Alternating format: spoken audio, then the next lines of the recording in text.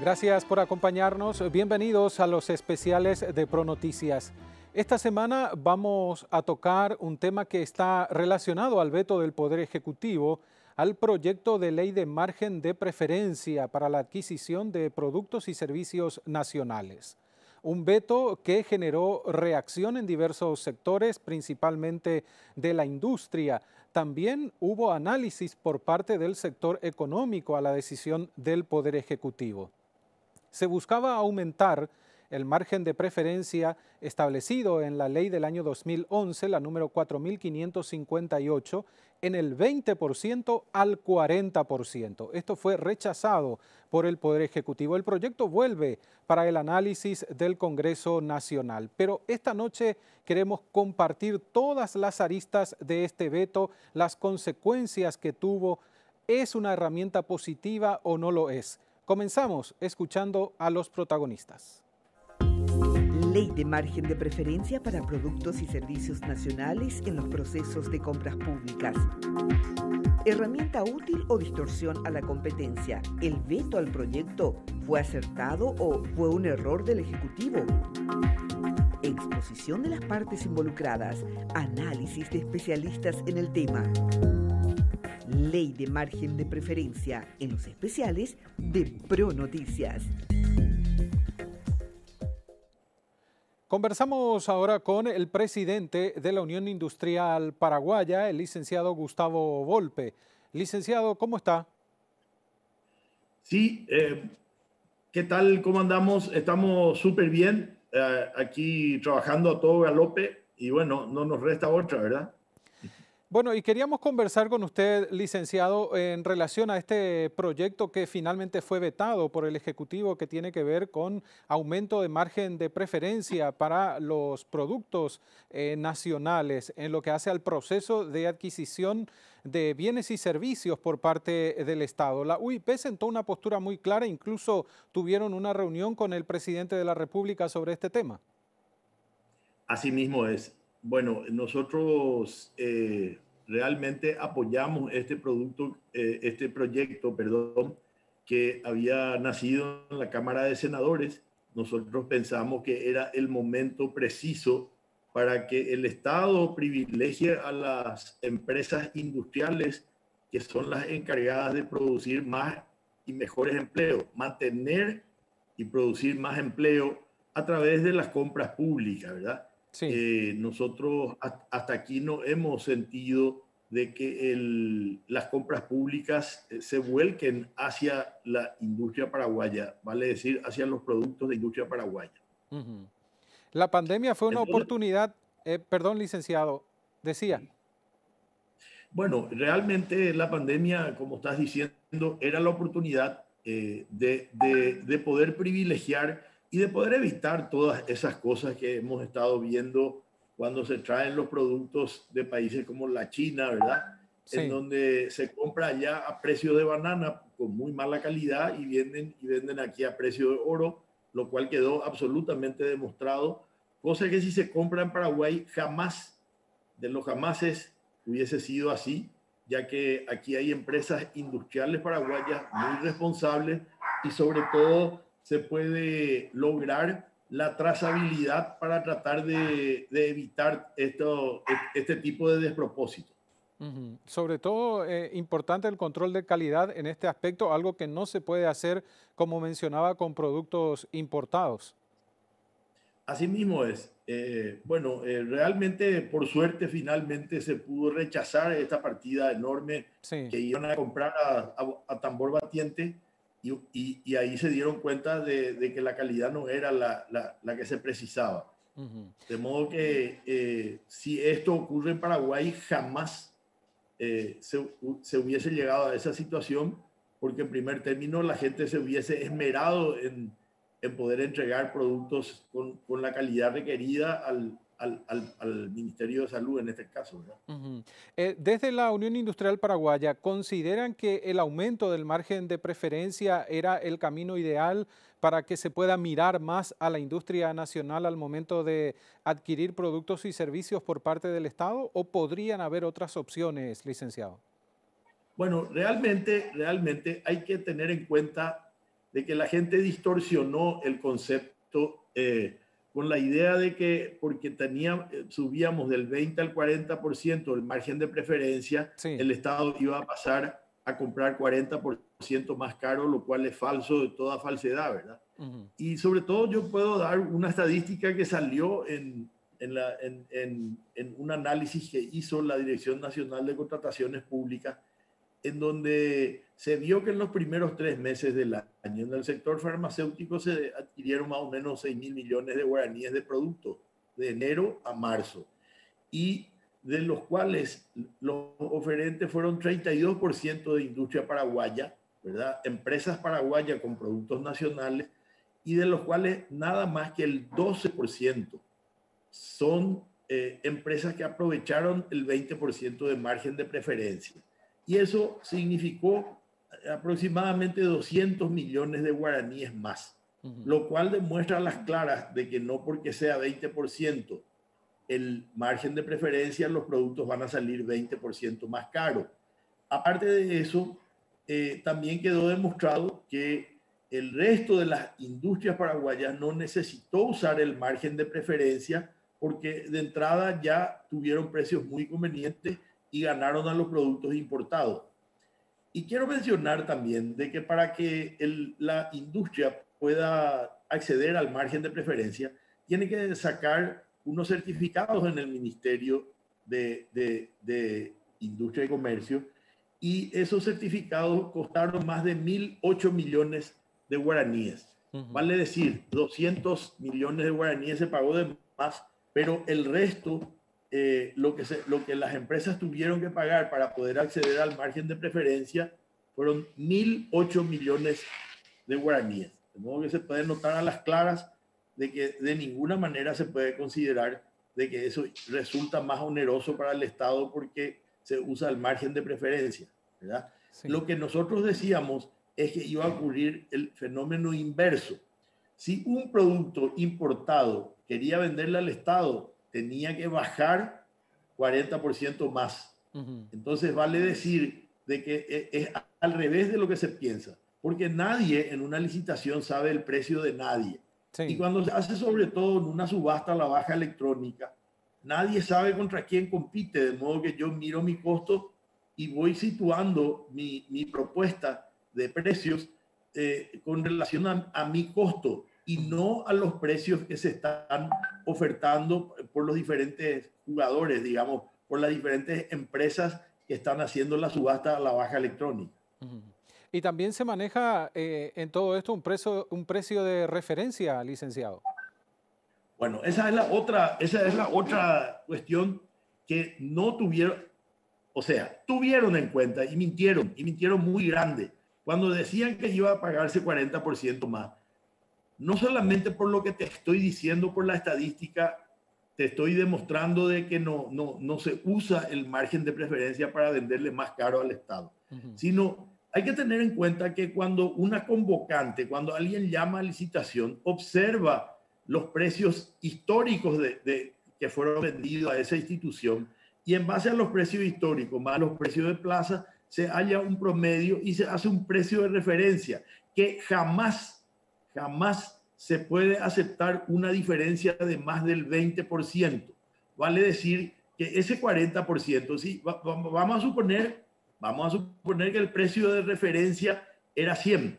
Entonces, nunca se podía pasar los 120 guaraníes por ese producto, porque al ser 121 ya pasa el precio de referencia, por lo tanto, esa licitación debe anularse, como dicen como dice todo el dictamen de la Dirección Nacional de Contrataciones Públicas, ¿verdad?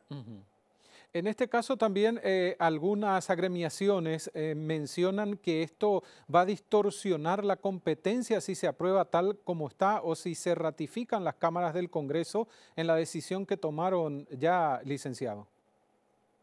Es pura falacia, vuelvo a decir, eso es pura falacia. Ellos decían que era inconstitucional y le hemos demostrado cuando se aprobó del 10 al 20% la preferencia nacional para las compras públicas, los importadores hicieron acciones de inconstitucionalidad y quedó demostrado de que de ninguna manera viola la Constitución esto y que finalmente la Corte Suprema de Justicia nos dio la razón y quedó en que el 20% no viola ningún precepto de la Constitución Nacional.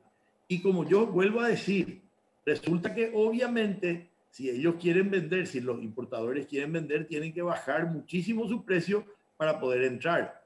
Entonces es exactamente al revés lo que se pretende. Se pretende que el Estado compre al precio que tiene que ser y de que si el producto importado quiere vender, tiene que bajar y tiene que llegar a una diferencia de más del 40%. Uh-huh. Y también mencionan, licenciado, que actualmente la industria ya tiene varios mecanismos que permiten alivianar en alguna medida todo lo que se invierte o todo lo que se gasta en el proceso de inversión. Por ejemplo, mencionan todo aquello que tiene que ver con el poder importar productos con arancel cero, que son materias primas para producir aquí en el país, entre otras cosas. Bueno, hay que diferenciar. Resulta que si yo tengo una materia prima que tengo en el Mercosur, el arancel es cero, siempre. Sí. Ahora, si el Mercosur no tiene competitividad y yo afuera puedo conseguir productos de materias primas de mayor calidad, ¿verdad? Y con precio más bajo, entonces yo tengo la ventaja que a través de este mecanismo que fue totalmente homologado en el Mercosur, de que el Paraguay, como un país de menor desarrollo económico relativo, pueda importar materias primas de extra zona con arancel cero. Y eso quiero decir de que es falso cuando se dice de que eso es un subsidio, porque lo que estamos haciendo con este mecanismo es poder comprar extra Mercosur, que normalmente en cierto tipo de materias primas se cartelizan porque son prácticamente las mismas empresas que producen en Brasil o producen en Argentina. Entonces, a través de este mecanismo podemos optar y tener materias primas de mejor calidad y a mejores precios.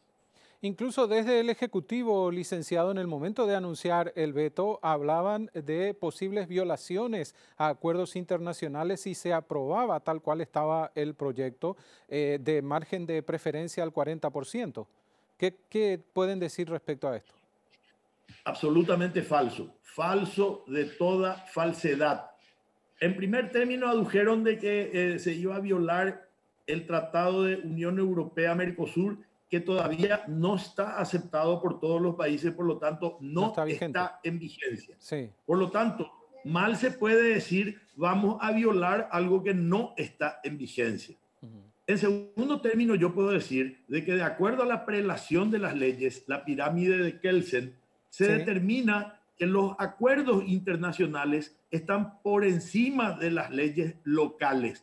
Por lo tanto, en el caso de que dentro de 1 año, 2 años, 10 años, 50 años se firme, entonces la ley va a ser letra muerta porque el acuerdo es lo que se va a respetar y va a estar por encima de la ley local. Por lo tanto, eso también es falso. Y otra de las cuestiones, que el Mercosur también íbamos a tener problemas, también es absolutamente falso, porque el protocolo de compras públicas aún ni se ha discutido en el Mercosur. Por lo tanto, eso también es otro de los argumentos falaces que han utilizado para lograr, le han mentido al presidente para que realmente esto no se lleve adelante y el presidente vete. Manifestaron todo esto al presidente de la República. ¿Cuál fue la respuesta? Y bueno, él dijo de que le costaba muchísimo tener que asumir de que él aceptaba una preferencia de más del 20%, porque ya le había costado muchísimo conseguir que la Unión Europea reconozca, ya que normalmente el 10% es lo que se reconoce a nivel internacional, y de que le iba a ser muy difícil entonces ahora decir, bueno, yo aprobé que ahora sea 40%. Por lo tanto, realmente aquí la Cancillería y el Ministerio de Industria y Comercio, que no debiera llamarse Ministerio de Industria y Comercio, debiera llamarse Ministerio de Comercio, porque permanentemente están privilegiando solamente al comercio y a la importación en este país. Entonces fue realmente un asesoramiento completamente fuera de lugar para lograr este veto y que, bueno, vamos a ver las posibilidades que hay de que esto se rechace el veto, cuestión que no veo tan fácil, pero bueno, es así. Y bueno, también el presidente había dicho de que lamentablemente en el considerando no se puso que tenía temporalidad y que sería durante esta pandemia, y también a ellos les hubiese sido mucho más cómodo si el porcentaje era del 20 al 40%. Vale decir que sea móvil de acuerdo al tipo de producto que se quiere adquirir a través de las compras públicas. ¿No están de acuerdo, licenciado, con las tareas que se vienen realizando actualmente en la cartera de Industria y Comercio? Por supuesto que no. Es un ministerio que está, no digo que no hace nada por la industria, está en contra de la industria. Eso yo digo y firmo en cualquier papel de que es un ministerio que no apoya al sector industrial, que es el verdadero sector que desarrolla la economía. Porque no hay otro sector que un sector comercial o un sector importador que pueda generar la cantidad de mano de obra que pueda generar el sector industrial, de calidad y de cantidad de gente involucrada. ¿Se conversó esto con la ministra Kramer? 1000 veces. ¿Cuál fue la respuesta? Y ella asumió siempre, no, que va a distorsionar los precios, que los acuerdos internacionales, que esto debía ser así. Y bueno, si a ella le parecía que esto debía tener una gradualidad y que tenía que tener una temporalidad, ¿por qué no nos vino a decir vamos a ir juntos para que se modifique en el Congreso y que esto tenga la temporalidad que exigen y también, también que el porcentaje sea del 20 al 40%?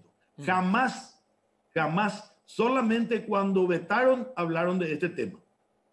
Ahora, ¿ustedes siguen conversando con los parlamentarios en relación al proyecto, la posibilidad sí, de ratificarse en la postura inicial o de modificar también el proyecto? No, en realidad nosotros estamos hablando para tratar de lograr, El rechazo al veto. Los 23 votos para rechazar el veto. Se necesita mayoría absoluta, y mayoría absoluta, no importa el quórum, se necesitan tener 23 votos. Sí. Y eso es en la Cámara de Senadores. Y después tiene que pasar a la Cámara de Diputados, en donde ya hay mucho más votantes. Y ahí ya es 41 votos que se necesita para rechazar el veto. Pero estamos haciendo, ¿verdad? La esperanza es lo último que se pierde.